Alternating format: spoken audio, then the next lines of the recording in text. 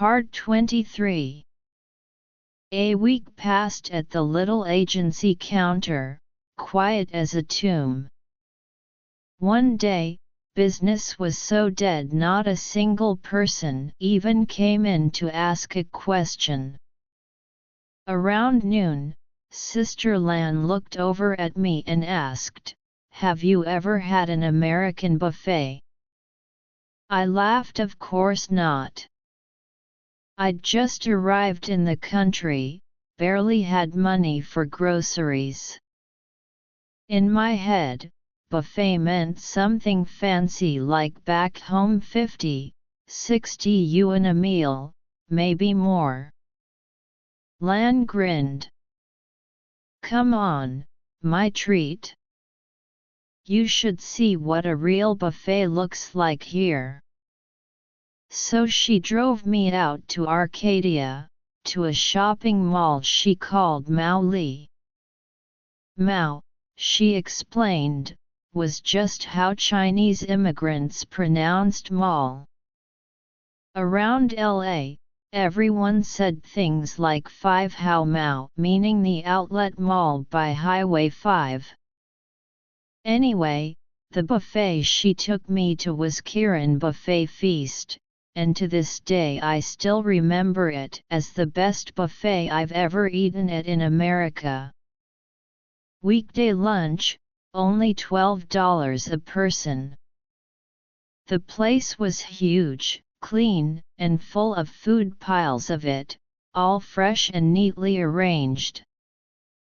But what really blew my mind was the self-serve bubble tea. Unlimited pearl milk tea.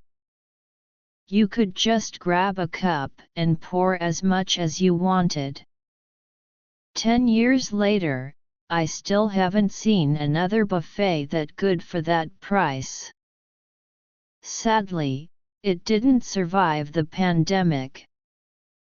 The restaurant shut down and was replaced by yet another overpriced drink shop, the kind I've always thought are a scam. Honestly, most drink shops in America are. Then again, China's no better. After 2 weeks at the employment counter, I quit.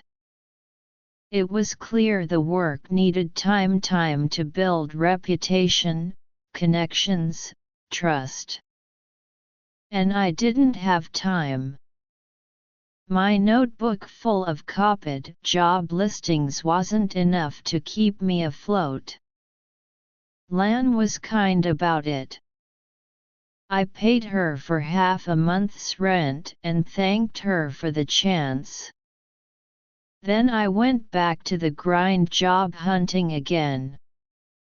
After a couple of lazy recovery days, I decided to hit the streets.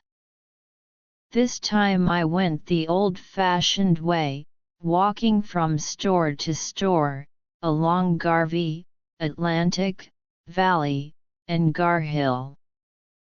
Any shop that had a "Help Wanted" sign, I went in and asked if they were hiring.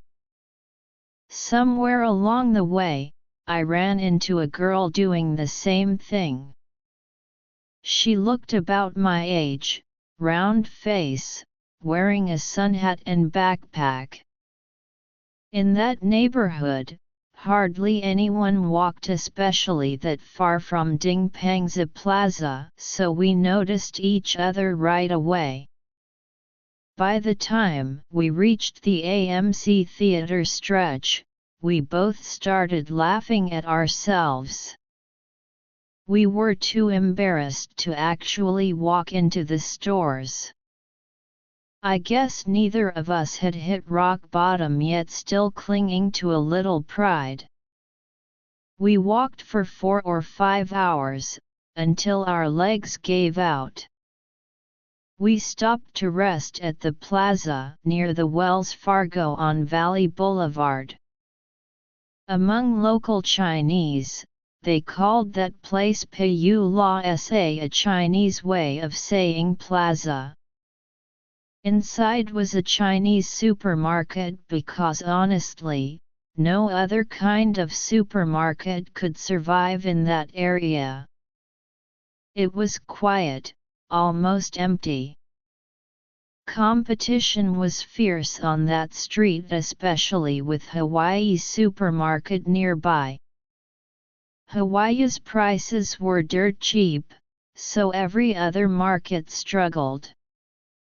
I can't even remember what this one was called, just that it sat in the plaza closest to Ding Pangza Plaza. I bought a bottle of water and some snacks, mostly to look less like a drifter. Then, on the way back, I spotted an open house sign stuck in along a real estate showing in progress. We looked at each other, shrugged, and walked in like we belonged there. Inside, we played along pointing at rooms, pretending to evaluate the space. "Oh, this living room gets good light," I said. She nodded. "But the bedrooms are small," she added, in perfect fake seriousness. For a few minutes, we let ourselves dream, imagining what it would be like to live somewhere clean, quiet, and stable. The house was in San Gabriel, close to schools and markets, just a little noisy. Back then, I thought it was great. Now, I realize it was just ordinary. Not that it matters, I'll never need to worry about finding good schools for my kids.